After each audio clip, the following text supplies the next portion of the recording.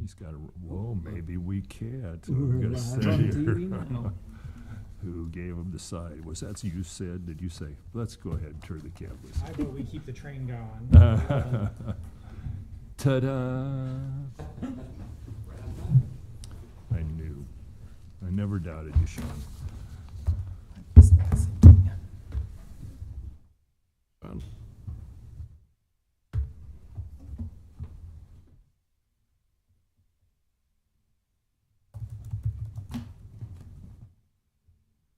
Howdy, howdy.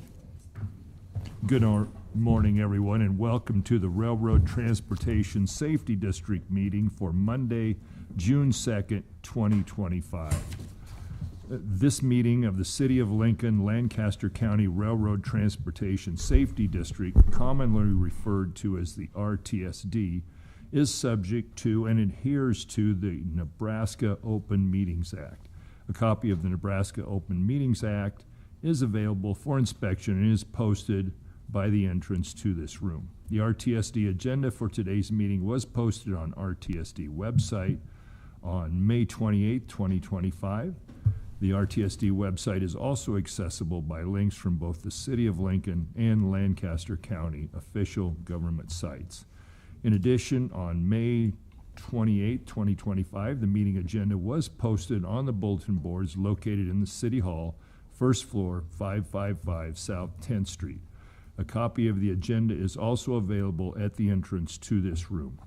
One copy of the meeting agenda and all the materials being considered today are located at the dais, and complete copies of these materials are on file at the RTSD office at 949 West Bond Street, Suite 200.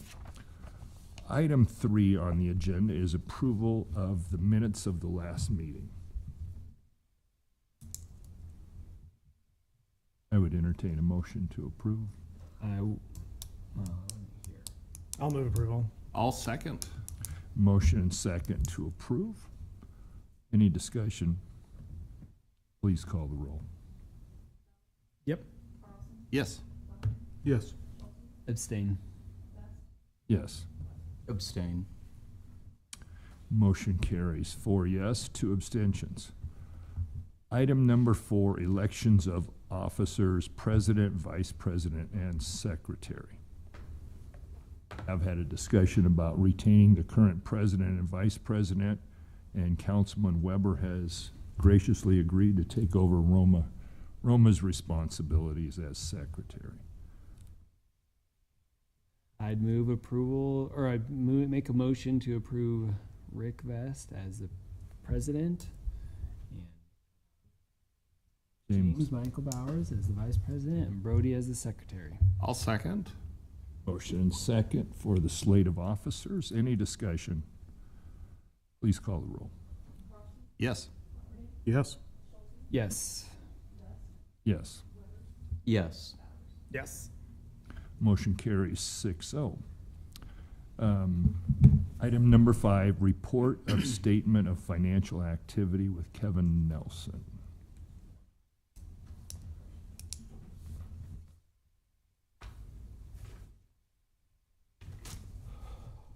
Good morning. In front of you is the statement of activity, financial activity for the Railroad Transportation Safety District as of May 16th. As of the date of the report, from a revenue side, we were just shy of $1 million over budget on revenue.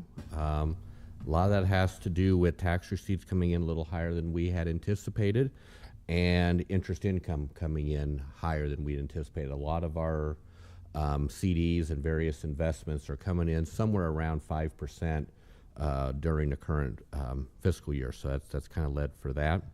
On the disbursement side, we are significantly under budget. We do have a few bills that have been paid and that are upcoming yet before the end of the year related to operating costs for the executive director, also for myself, that those will be getting paid here before the end of June. As far as our cash and investments, as of May 16th, we had just shy of $850,000 of cash and just a little over $45 million in certificates of deposit and money markets. When we met, basically since 3 months ago, since we last met, we had 10,250,000 of CDs that have matured. And we've reinvested those CDs as well as additional CDs totaling 12,900,000 in new CDs. Interest rates are starting to come down a little bit. The CDs that matured, we're getting anywhere from 5.07 to 4.6%. The new CDs are now at 4.6% to 4%. So we're starting to see interest rates come down. So we probably aren't going to be seeing those fives like we used to in the past. We're probably going to be seeing things closer to 4. So, any questions? How much under are we on disbursements? How much? Right now we're about, according to budget, $5 million under budget. Yeah. So we're sitting good. Any other questions? And all of that's in the category of construction costs. I mean, we've kind of kept that money in there with the understanding that we will be doing construction someday, so It will happen eventually. It's a timing thing. just not today. Looks like year over year, actual expenses are unchanged. It's just that we had budgeted money to spend and we did not spend. Is that correct? Yeah. We've budgeted stuff on the construction side. A lot of it having to do with just 33rd and Cornhusker and kind of where we're at right now in the course of that project. Which we'll hear more about later in the meeting, so. Any other questions for Kevin? Thank you, sir. Thank you. We do need to approve the report of statement of financial activity. Move approval? Second. Motion and second. Please call the roll. Yes. Yes. Yes, Yes. Yes. Yes. very good. Item number 6, report regarding current budget status. Roger. With permission from the board, I would discuss both items 6 and 7, just update on the current budget and then the proposed budget for the upcoming year. That'll be fine, Roger.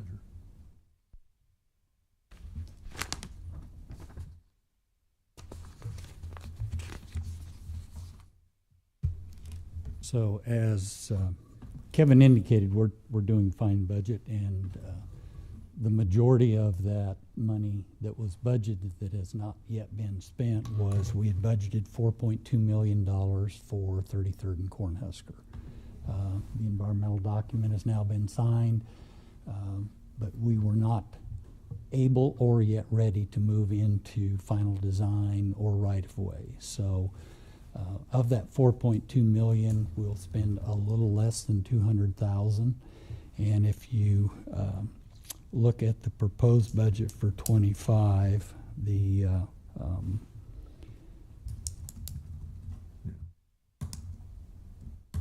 I'm proposing a budget of 7.5 million. So 4 million of the 4.2 just stays in the checking account and is being rebudgeted.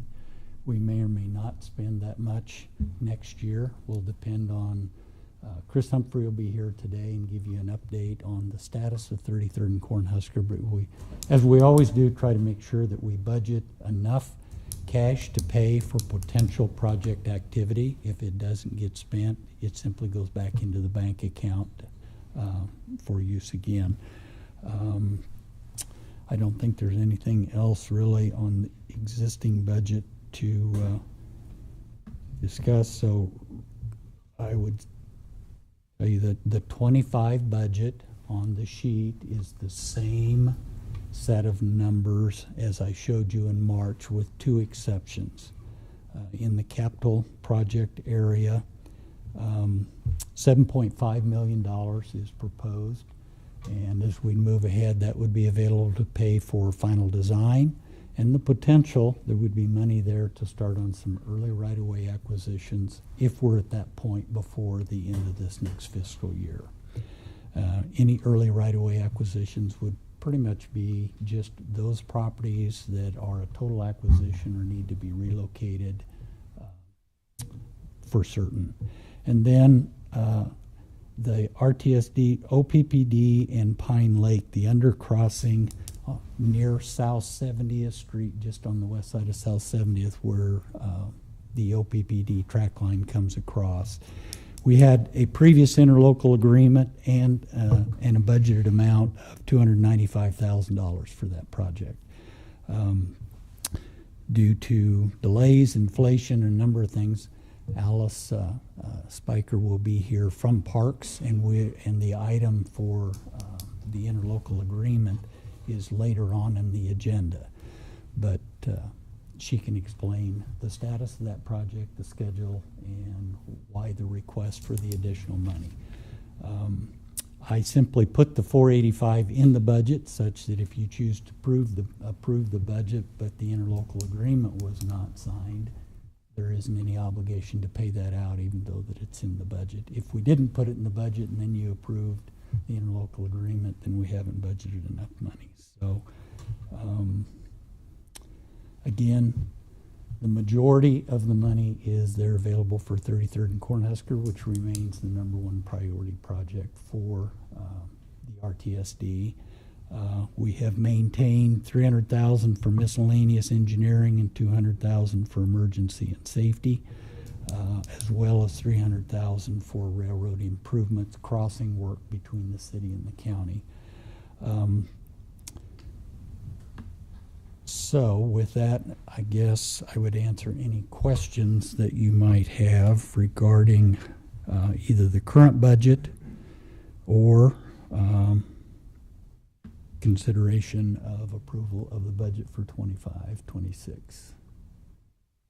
I have a question. I know you said we're going to talk about that interlocal a little bit later. Is the 485 a complete price, or is that like what would be spent this year and then there's further expenditures beyond in future years? My understanding, that is the total amount requested from the RTSD as it would relate to the project costs going underneath the railroad tracks. It'd just be a one-time A payment. one-time expense.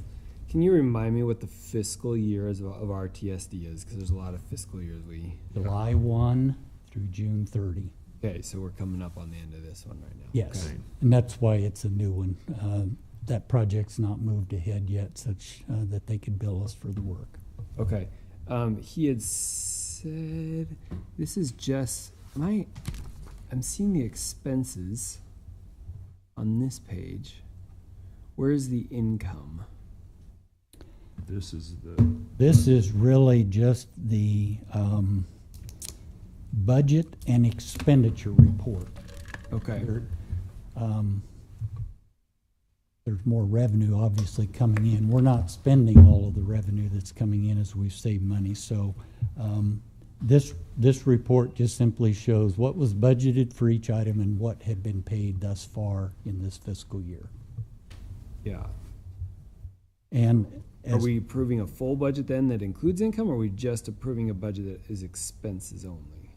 we will be discussing a levy request.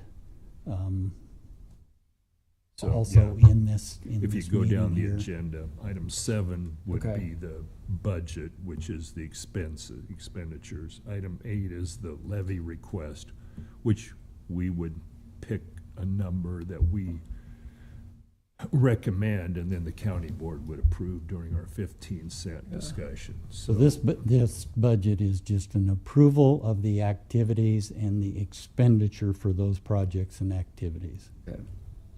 The RTSD doesn't have final authority on their revenue.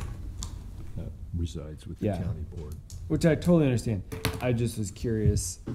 We talked about interest income being above what was budgeted. So I'm just trying to figure out, like, hey, so what is our budgeted interest income for this year? And that's where I'm just not seeing income on And- here, and that's where I was curious. You're really approving the activities and the effort for the upcoming year. Okay. At the board meeting in September, the physical state auditor required budget forms that have revenue and the levy and all of that will be back before the board in a public hearing and budget approved again. This is just indicating the activity and the effort that we're recommending for the upcoming year. So September is the final budget that goes to the state, even though our budget year starts in July. Yes, we need to wait and see what the county board does with the levy request, and then the budget is adjusted accordingly. Okay. Good questions, Matt. Any other questions for Roger? I know one thing we've discussed, Roger, is that, much has been made about the city's success in getting a large grant from the federal government. We have a grant from the state government, which is going to offset a lot of the cost, not all, but a lot. But one thing you informed me that I think is worth mentioning here, all those are reimbursement grants. In other words, we do the work, we pay the bills, and then we send it off to the state and the federal government. Yes. And they reimburse it. Therefore, we have an enormous cash surplus as Yes. things go. But when we start into construction, I think some of the estimates that I saw were 30 to 35 million a month in construction costs. And Yes, the second page with that budget sheet, we updated kind of the schedule and over the 6 years, so if everything moves ahead, 7.5 million in 25-26, then it jumps up to 13.2 million. That's really getting the rest of the right-of-way and getting ready to go into construction. Then there's 32 million, 31 million, 30 million. And we need cash in our checkbook to be making payments or giving that cash to the state to pay for the final engineering, to buy the right-of-way, and to pay for construction. Then they will be applying for a reimbursement from those federal grants, the 125 million from NDOT and the 66.7 or 8 million FRA. So looks like a lot of money, but we need the cash up front. The good thing is if all that works out and goes through, then there'll probably be an opportunity to look at Okay, you drove it here. we do it again. well, You sort drove of, it here. Let's have sort of. let's have the conversation. There's also other ways to have all that money. Like it's not like we have to run year over year massive cash surpluses. We easily could be bonding, and in fact, at a time when construction costs are way exceeding, even in these times of high interest rates, they're still way exceeding interest rates. Like you don't have to do it by just saving up a big bank account every year and putting our pennies away. In fact, I would argue that if we had bonded 10 years ago, we could have maybe had some of the money earlier and had some projects done. So like it's just because construction costs have ballooned so crazy, and that's not the fault of anybody in this room, but this isn't the only way to do it. No, it's just been our kind of standard practice. I get that. realize that. Here we are. Yeah. Yeah, Okay. valid point. Can I ask a question about the reimbursement? Yes. Different government agencies get different speed of reimbursement. What has RTSD, what's our expectation? Will we be reimbursed from the state and the federal pretty fast, or is it slower? You understand what I'm saying? I do. I can't give you an exact answer. We are still working, and Chris is going to give you a full update of kind of where we are on 33rd. We have not yet signed an agreement with FRA. That's work in progress. I'm hoping that it would be timely. Typically the city makes payments in 30 to 60 days. And that will be part of our discussion. I would like to think they'd be timely, Matt, but I don't know what that is. That's fine. I know it depended at least on the school board. Like some stuff they'd pay us out 30 days, and sometimes they'd lag a year behind on some of that stuff. I would make a commitment. Is there anyone at the DOT even answering the phone? Like, how do you know? That's yeah. I mean, in particular, with what the federal government's been going through lately. Jody Gibson is the manager of local projects for NDOT. She has been really good to work with. They're currently doing a grant with Grand Island, and I am very confident that Chris Humphrey and I will stay in close contact, and that she will do her best to usher things through if we've taken care of the paperwork the way we need to. Well said. Any other questions?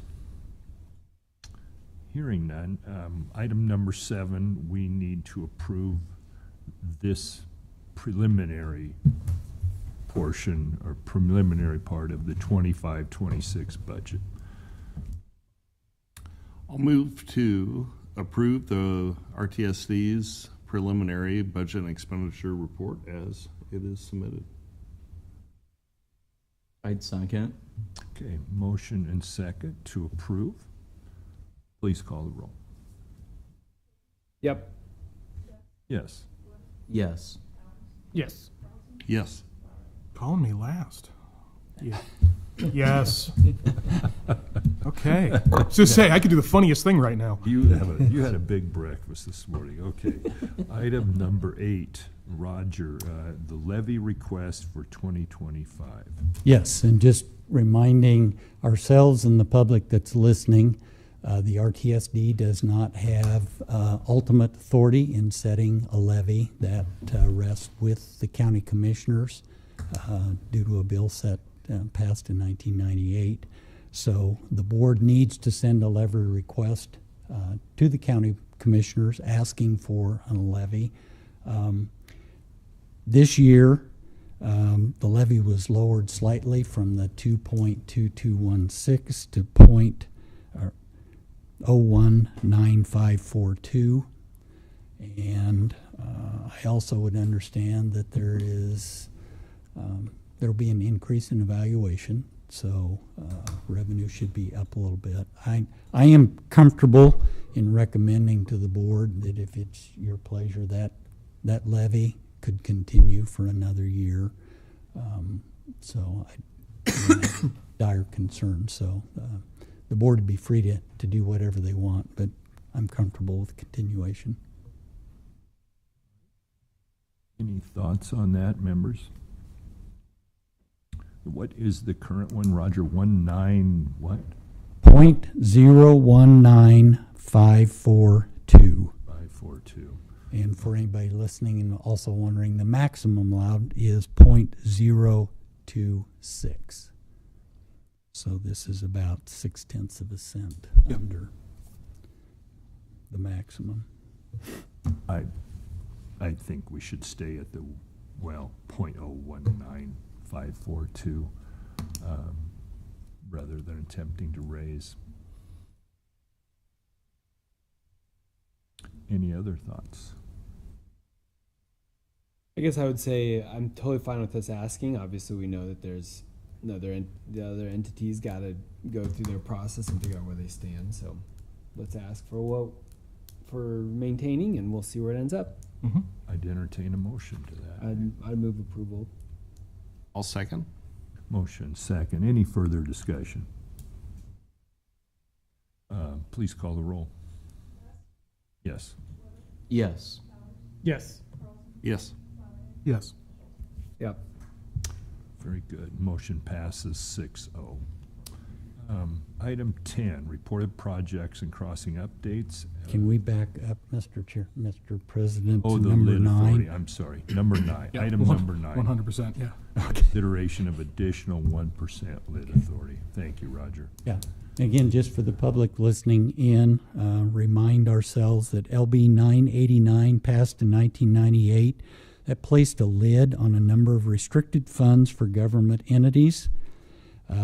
But there were provisions in that law that allow the increase of the budget by 1% if approved by 3/4, a supermajority of vote of the governing body. And then again, just reminding ourselves that is a future opportunity. Such approval does not increase this budget. It only allows for the potential of an increase in the budget in the future if needed, and only by subsequent action by the board. 34 didn't take the lid off of the RTSD? I believe so.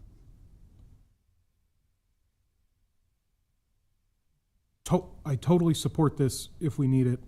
Okay. Let's go ahead and take the vote to support it. I'm not actually convinced that this action is necessary anymore following LB 34 from last year's special session, but let's totally do it so that I thought, let's just double check that. Okay, we will investigate that and report back to the board on For the that. purposes of today, is that a motion? Yeah, totally. Yes, motion to approve.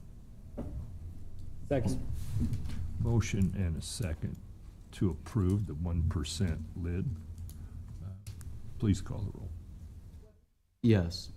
Yes. Yes. Yes. Yep. Yes. Motion carries 6-0, and we will follow up on that. We just passed the cleanup bill on Friday. I would have put it in. There you go.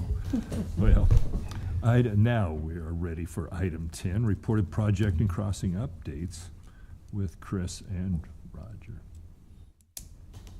Chris Humphrey, our project manager, will give you the update. So thank Hi. you, Chris. Good morning, everyone. Chris Humphrey, RTSD project manager for 33rd and Cornhusker. So the great news this month is that the FHWA signed the environmental assessment document on May 9th, and that was signed with a finding of no significant improvement or a FONSI for it. So that was excellent news.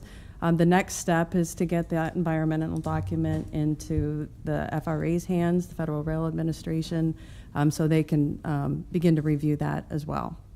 So that was excellent news. In the The biggest stumbling block. yes, I this mean, is a huge milestone. There's a couple stopping points on the federal aid process, and the review and approval of the environmental document is one of those big milestones. So with the review and approval of that environmental document, that permits us to move forward into final design.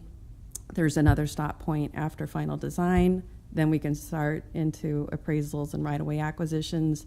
And at the end of that, there's another stopping point. We can begin construction. So major milestone, yes. big step. And now final design, is that where, and I'm kind of blowing up your presentation and I apologize, but is that where then we'll be looking at all the concerns we've heard about businesses that'll be impacted along this corridor?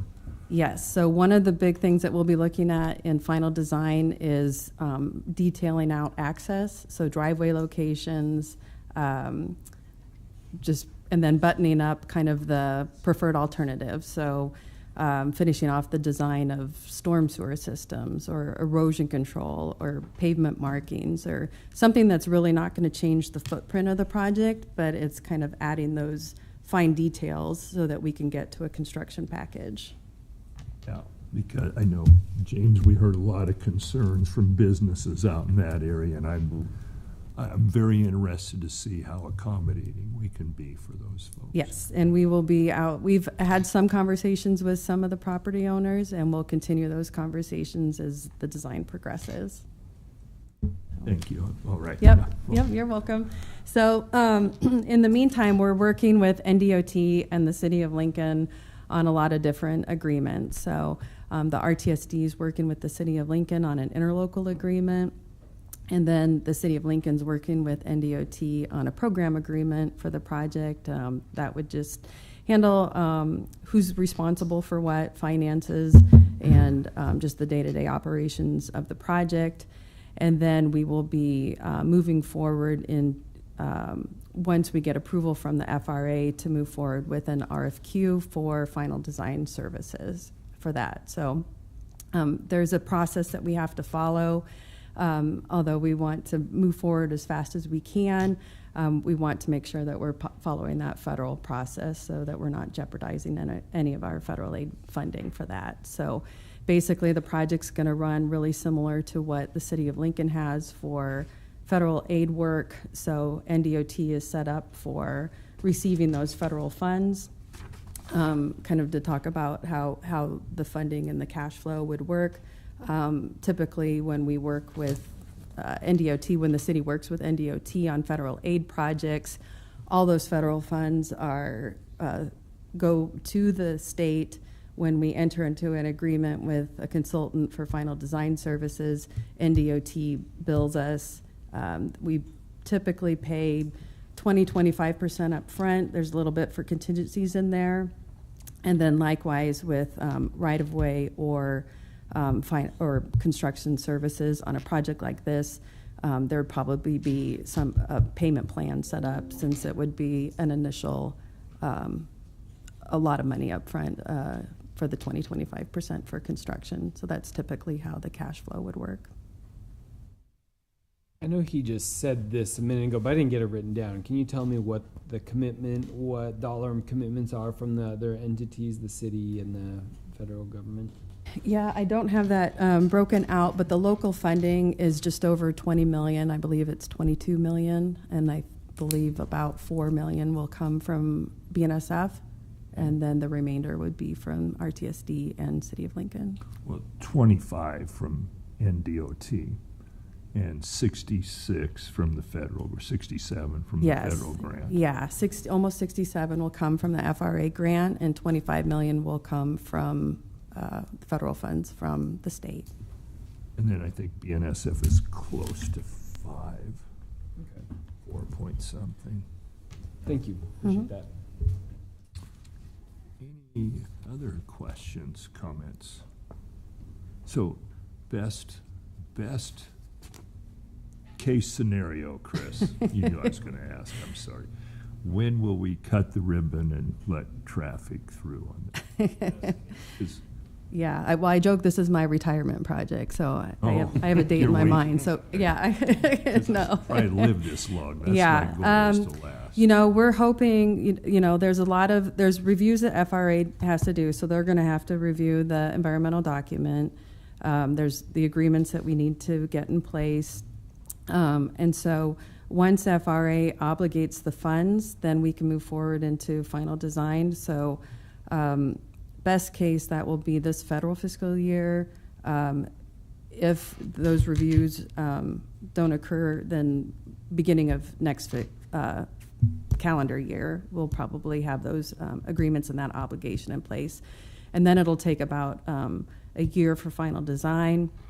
We're hoping that between FRA and FHWA that we can start early advanced right-of-way acquisition. We'll be talking with both of those entities for that. To get going with that. There are some pieces of this project, for example, perhaps the 44th Street crossing where we're improving sidewalks to the ADA and connecting the neighborhoods. There's some other off-site, but sidewalks that will be needed while we're constructing the core of the project.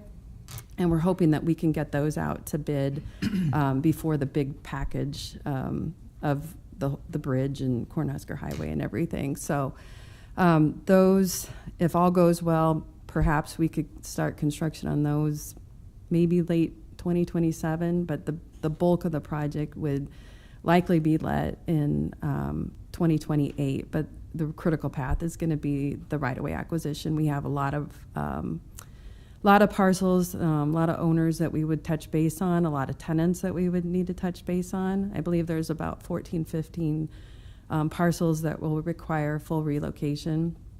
So that typically takes a little bit more time. And some of those businesses have multiple tenants in them. So there's, it's not just one parcel that we're coordinating with, it's the parcel and all the tenants that are in it as well. So that's our goal, and we're going to be pushing as hard as we can to meet that, because every year that this project is delayed is another year that project has inflation costs on it. Sounds like I better take good care of myself, to be honest. I don't know. All right. Any other questions for Chris, or anything you want to add, Chris? Nope. No, I was just going to say it's more than just inflation costs, because the real cost of construction is going up as well. So it's construction's inflating way faster than inflation. So we're hurting ourselves the longer we wait. Yeah, and we do we pay attention to the federal heavy highway construction costs as well. It is a different cost rate than the typical inflation. Correct. Yep. CPI is the cost of laundry detergent. Mm-hmm. Cost of concrete's going up way faster. Yep. Correct. Gosh, sounds like they know all that stuff. Okay. All right. Thank you. Very good. Roger? Just one other update under crossing and project updates. I wanted to give a shout out to BNSF Railway for the work that they've done already this year and the work that they are still anticipating. Quite often we get lots of complaints about rough crossings, but feel like they have really stepped up. They've already replaced and repaired 84th and Highway 6 earlier this spring, 35th and Adams, which was really bad. And then in July, where there's going to be extensive work along the old Highway 2 corridor, Nebraska Parkway. They'll be replacing 40th Street, 14th Street, Pioneers, 9th and Calvert, and Park Boulevard. And we're working closely with LTU on those closures. But the impetus for doing those repairs has all come from the leadership of their area engineer and their roadmasters. So I appreciate those efforts. We haven't been having to ask them to get to that. So shout out to BNSF for extra work. Very good. Those people are professionals that repair those crossings. We appreciate that. Item number 11, consideration of the Lincoln LTU 35th and Adams invoice.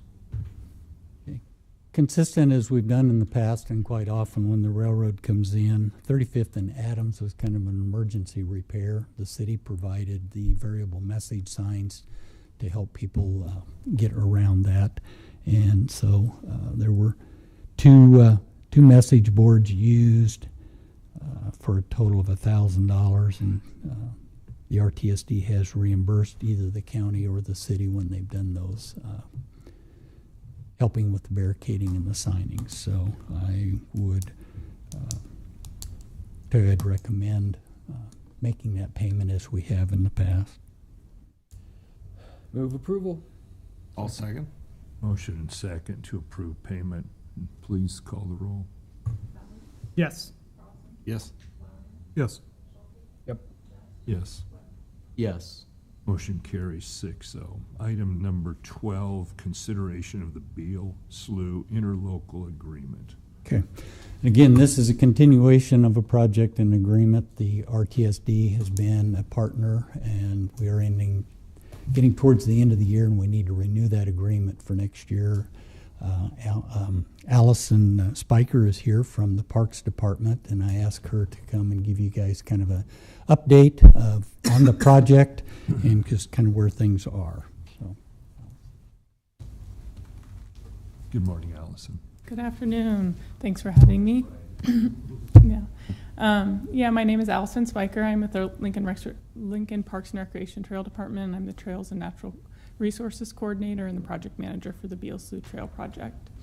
So a year ago, last June, I was here before you, and an interlocal agreement, as Roger already indicated this morning, was before you between the city and the RTSD to support the Beal Slough Trail Project, just for the segment of the trail that undercrosses the railroad at Railroad 54, the Railroad Bridge 5429, where we cross under. Two things have happened since then. We've been going back and forth with OPPD on the technical design of that undercrossing, and it's complex. It's a tight undercrossing with low overhead clearance. There's not a lot of room there, and we're not modifying the structure at all. So they wanted to see a lot of additional details. So we had to get back out there, get some additional soil surveys, do some updates to the design, do some scour protection of the stream, which is right adjacent to where we'll be doing the undercrossing, do a protective covering with lighting. So essentially all the enhancements that are needed for that crossing took some additional design work. When I last met with you, we were targeting a December letting date of last year, or of this year, of last year, and we didn't make that, which would have had us in construction this year, which is why the funds were in the fiscal year 24-25 for the RTSD. So what we're doing now is we're asking for that to be moved. We're amending the interlocal agreement between the RTSD and the city to include to extend to June 8th of 2026 and to include those funds in the fiscal year 25-26. What also happened is that we were basing all of our estimates and our requests to the RTSD based on a 60% estimate of the project. We've now advanced the design and we're at more of a 90% estimate, and talk about construction cost increases. At the time, the total construction cost for the project was coming in at $1.3 million. Now it's coming in at $2.6 million, so we saw a double doubling of the construction cost estimate. Some of those were added as scope elements, like the fencing that the railroad needs, the lighting, but some of those were just items that we probably had underestimated in our 60% estimate. We had contingency for that, but we're just seeing increased construction cost estimates. So the costs that are included, we are asking for $485,000 to be put in the 2025-2026 budget for the RTSD to support this project, and we are currently targeting a December letting with construction starting in 26, so next year. I can run through.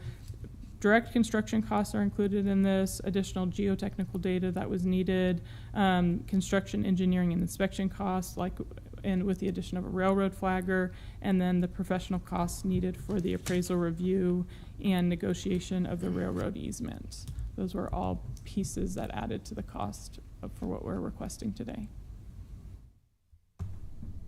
Very good, Allison, thank you. Any questions? I guess I have one. This project's been delayed a few times.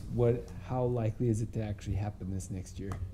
We submitted our 5th submittal to the railroad 2 weeks ago, and we're expecting comments back in 2 weeks. And my gut says that we've met our obligation. I think we're getting a positive sign, and that's really the last remaining thing that we need to be able to bid the project.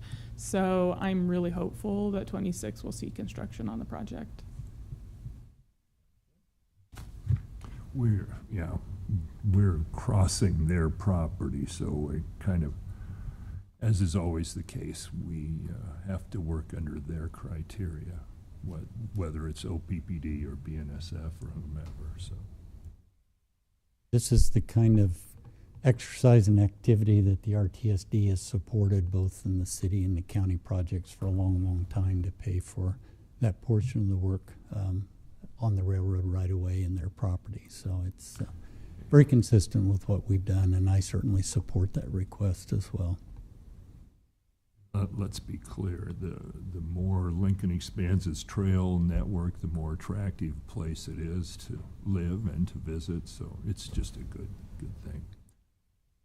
I'll just say this project, the organization I run is adjacent to, and some of our property has been acquired for this project. So I'm just going to abstain from voting specifically on this project because of that potential conflict. If that makes sense. Okay, very good. I would entertain a motion. I'll move to accept the proposal as submitted. I'd second. Okay, we have a motion and second to approve the interlocal agreement with the additional costs that have been described, $485,000. Please call the roll. Yes. Yes. Yep. Yes. Yes. Yes. Motion carries five yes, 1 abstention. Very good. Thank you for being here. And good luck. 13, report of other matters, if any, Roger. No. Okay. Item 14, communications or correspondence placed on file. We did receive some communication and email from Jacob Forsgren, and he may be here to testify with some concerns about some inspections and some issues between the American Railroad Association and FRA. But I did send copies of that email and the letter to the board yesterday.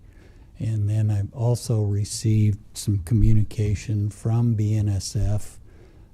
Mr. Jeff Davis, the Director of Government Affairs, provided some additional information, and the original request from American Association of Railroads, AAR, to FRA on that very item. So just letting you know you've got that information, and at this point I don't think you need to do anything, but we may have an individual here to speak on that today. That's all the communication? Yes. Very good. We'll move on to item 15. Any public comment, any members of the public who would like to comment on any items related to the RTSD at this time? Yeah, please come forward.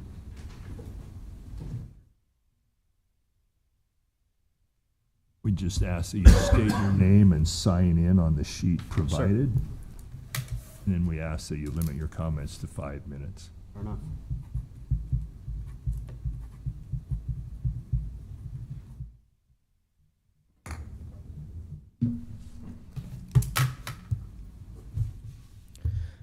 Hello. Morning. My name is Ash Anderson. I come to you as a resident of Lincoln and a member of the Brotherhood of Maintenance Away Employees Division of the International Brotherhood of Teamsters, where I serve as the Director of Education. And I am joined by my brother here. I'll let him introduce himself. Hi, Jacob Forsgren. I was the one that sent you the correspondence there. I am the Vice General Chairman of the BMWE, representing those professionals that you spoke about earlier, President Best, that are repairing those crossings. We have come to you all today to engage you in a conversation, which was a bit lampshaded for us, about the April 24th request for a waiver from FRA regulations made by the AAR on behalf of their constituent railroads. Our organization believes that this presents a real and critical safety risk to our communities. And we want to engage you all in a conversation to help you understand why we believe this is the case and why we are working with our partners at the local, county, municipal, and national level to oppose FRA granting this waiver for changes in how the railroads are regulated as far as their visual safety inspections. I do have some information I can present to you all today. I know that you have the device here to scan it, or I can append it to correspondence later, which more clearly lays out our position, knowing that you already have a communication from the AAR about their waiver request. I won't have to duplicate that, but I can tell you that the AAR did make a request to reduce the frequency of visual track inspection for mainline and siding tracks, as well as within that request to expand the amount of time required to confirm and remedy any defect found by an automated system if they choose to use one. Our organization, the Brotherhood of Maintenance Away, we are the folks who do that inspection and repair work. And we feel very strongly that reducing the visual safety inspections of our track can present issues that affect our communities, our neighbors, in ways that we just don't want to subject anyone to the increased risk of a defect that cannot be detected by an automated system as they're currently deployed, causes a derailment or incident right in the middle of our hometown. And that's why we're here to discuss that with you today, to respond to any questions or concerns you may have, or to lay out a bit more why this is something that should concern the RTSD and concern all of us. I will say that the AAR and their request is supporting the railroads' initiatives to use something that they nowadays call ATI, Automated Track Inspection. What this is a technology that's actually decades old, also called track geometry measurement systems, which measure track geometry, and these systems do it very well. Our BMWED track inspectors are very familiar with TGMS and incorporate the data from those systems in the work they do when they perform visual track inspection. These ATI systems can catch about 26% of the listed defects the FRA regulates for track safety. The remaining number of defects have to be detected by an experienced, skilled BMWED track inspector. To reduce the frequency of visual inspections, as is requested in this waiver, would reduce the ability of our skilled, experienced inspectors to detect the majority of listed defects by the FRA, things that a track geometry measurement system cannot detect, things that include erosion or structural defects, vandalism, things that affect our crossings, switches, turnouts, things that the current automated systems pass over, called dead zones, because they're just not designed or capable of getting all of the information from those spots that our visual track inspectors can. And so we feel that reducing the frequency of inspections would limit our ability to find those defects and apply a proper remedy in a timely manner to keep those tracks safe.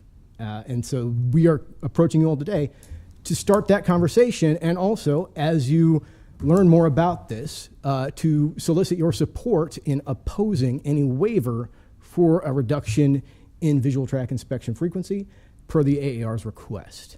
We are also at a national level engaging the League of Cities and the National Association of Counties.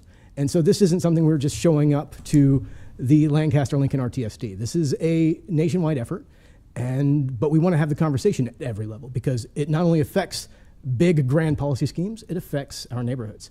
I live maybe about a quarter mile away from the railroad tracks that run right along Cornhusker Highway. And if there were some sort of, it's a coal route, I understand that, but I've also been to coal derailments that caught fire. So I understand the issue of a coal derailment that catches fire, and I wouldn't want it to happen right next to, say, Russ's. And so that's why I'm here today. And I'll pass it over to my brother. Thank you, Mr. Thank you. Anderson. This board, with the relevance to what you guys do, I mean, this board, I think, does a really good job of establishing safe crossings. My people maintain the safety of those crossings, and I think their effort is being undermined by this request. So I think you had mentioned that Mr. Davis had sent you the waiver request to the AAR, or from the AAR to the FRA. That would reduce visual track inspection from twice a week right now to twice a month. I think you guys can understand, especially as Mr. Anderson had laid out, you know, when 74% of the defects out there aren't detected by this technology, that presents a real safety issue when we're reducing our inspection effort by 75% as well. On top of that, Mr. Anderson touched on it briefly. Not only are we reducing the frequency of the inspection, they're also asking for, when this technology runs over a piece of track that it might detect a defect in, it would give the railroads leeway on when they have to place, when they would have to make that defect safer. When a visual track inspection takes place and I as a track inspector would find a defect, I have three options according to the FRA. I can replace, or I can remove from service that track until it's safely repaired. I can reduce the speed to that track to make it safe. Or I can, God, I'm losing it. Repair. At any rate, this, you have to do something immediately according to the FRA. You can't leave that defect without fixing it in some, you know, providing some remedial action. What the railroads are asking for would allow them, if it's a one-class drop, which would be 60-mile-an-hour track is what our main lines are with BNSF in the city of Lincoln. A one-class drop would mean that that track is no longer safe to run any faster than 45 miles an hour. This would allow BNSF up to 48 hours to make that change. So the FRA has said this track is not safe enough to travel 60 miles an hour on. You should reduce speed down to 45. This would allow them 48 hours of running at a higher speed. If it's a two-class drop, 72 hours with a one-class. With a two-class drop, which would mean 60 miles an hour down to 25, they could still do that for 48 hours before they would have to reduce the speed. So again, I think we can recognize the safety concern of running a fully loaded train with hazmat on it, perhaps, over a known defect for 48 hours at, you know, 45 miles an hour faster or 35 miles an hour faster than it should be traveling at the time. My track inspectors are held to that standard of fixing it immediately, and yet they're asking for the ability to run a computer, essentially a glorified tape measure over this spot and give it 48 to 72 hours to make the same remedial action. So again, I don't feel any safer allowing that to take place. It is a fantastic tool, I will say that. I encourage the use. I encourage the railroads to use this as often as possible because I think it's a fantastic tool for my track inspectors to use when they're out making these visual track inspections. It can detect things that we can't see with a human eye. Changes that we can't see that may happen so slowly they're not something that stand out visually, but these things can detect that, and then my track inspectors can use that as a tool to, you know, better protect the communities in which these trains run through. Gentlemen, thank you. During public comment, we usually don't engage if you want to stay after the meeting and talk to individual members because Fair enough. What the Please attorneys stick tell around. what the attorneys tell us is we're adding to the agenda, published agenda, if we start engaging. So thank you for being here and for your information and your well-written letter. Yeah, you're very welcome. Thank you, guys. Any other members of the public wishing to speak at this time? Seeing none, I'd entertain a motion to adjourn. So moved. Second. Motion and second to adjourn. Please call the roll. Yes. Yep. Yes. Yes. Yes. Yes. Motion carries 6-0. We are adjourned. Thank you all.